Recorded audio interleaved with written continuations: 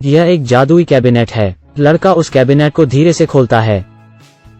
वहां उसे एक योद्धा मिला। लड़के ने उत्सुकता से उसकी ओर देखा, लेकिन वो योद्धा डर जाता है। लड़का उसे छूने के लिए अपने हाथ बढ़ाता है, लेकिन योद्धा उस पर चाकू से हमला कर देता है।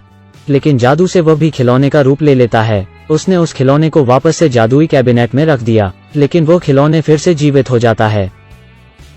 उस योद्धा का डर धीरे धीरे खत्म हो गया और वह बेन के हाथ में खड़ा हो जाता है। लगता है इन दोनों के बीच में दोस्ती हो गई है। बेन ने उसे अपना एक तंबू खिलौना दे दिया। आदमी ने उस पर पैर मारकर देखा कि वह तंबू काफी सख्त है। लड़के ने वो तंबू उठाकर कैबिनेट में रख दिया और उसका दरवाजा बंद कर दिया। वो देखता है कि खिलौना तंबू छोटे से असली तंबू में तब्दील हो जाता है। तभी बेन तेजी से अपने खिलौनों का डिब्बा बिस्तर के नीचे से निकाला। उसने तुरंत उन खिलौनों को मैजिक कैबिनेट में रखा और उसका दरवाजा खोला। लड़का अवाक रह गया। उसने देखा उसके सारे खिलौनों में जान आ गई है। यहाँ तक सुपर हीरोज भी आ गए हैं। ये देखकर लड़के को कैबिनेट की जादुई शक्ति का एहसास होता है। उसने कैबिनेट को बंद कर दिया और चुपचाप बिस्तर में लेट गया। तभी योद्धा उस लड़के से खुशी खुशी कुछ बातें करता है। उसने योद्धा को डब्बे में बंद करके बाहर लाया।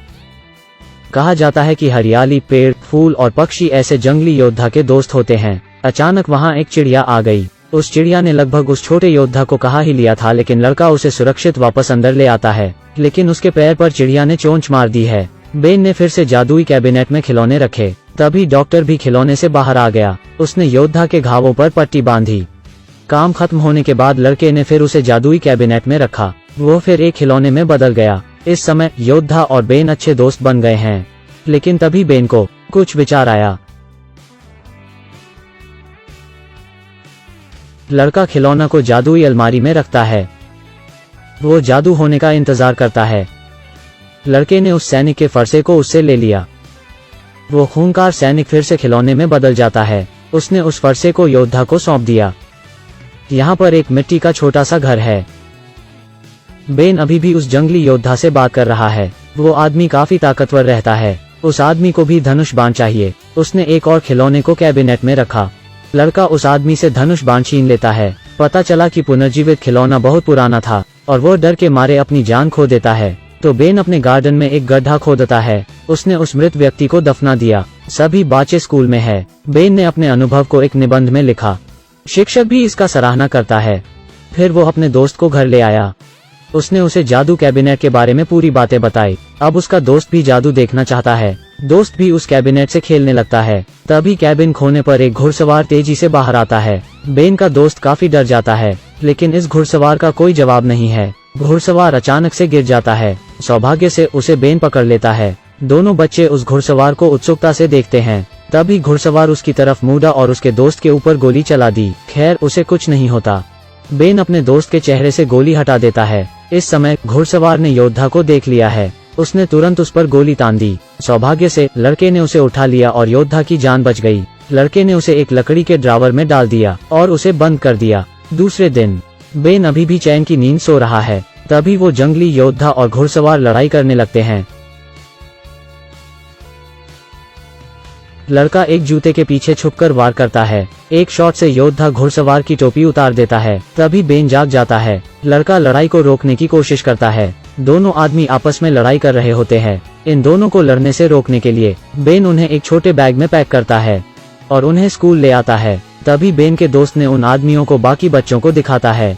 इस बात से दोनों में लड़ाई हो जाती है। इन्हें टीचर ने लड़ते हुए देख लिया। टीचर उन्हें वो खिलौने दिखाने बोलता है। गनीमत यह रही कि वे दोनों बिल्कुल भी नहीं हिल रहे हैं। कुछ गड़बड़ होने से बच गई। तभी बेन योद्धा को कहता है कि वह कुछ और खिलौने को पुनर्जीवित करना चाहता है। जब वो वापस घर गए तब उन्हें जादुई कैबिनेट नहीं मिला। दरअसल इसे बेन के बड़े भाई ने छुपा लिया होता है।